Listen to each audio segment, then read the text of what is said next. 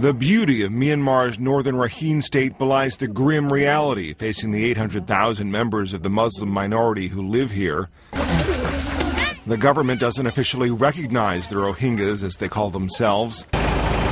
Some historians say Muslims have been in northern Myanmar for centuries, but they're treated as illegal immigrants from neighboring Bangladesh. The difficulties facing the Rohingya go far beyond the laws that restrict travel and job opportunities, the right to practice religion, marry, and have children.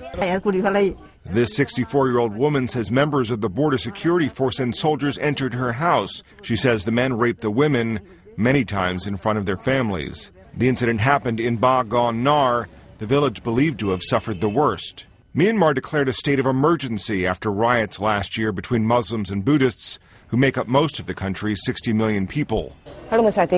Another woman says her son was one of the more than 100 men rounded up following the violence. She says he was beaten in front of the house and later died in prison.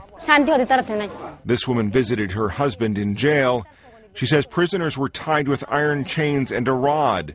They didn't have food and were stripped naked, beaten, and forced to work. More than 130 people have been tried and sentenced to jail since the riots. In an interview with AP, the state's attorney general said all Rohingya are illegal. He says the judiciary system is doing what it has to do, and the judges are fair. The border security force was disbanded this summer following the threat of U.S. sanctions. Village residents say conditions have improved slightly, but they don't expect it to last. Matt Friedman, Associated Press.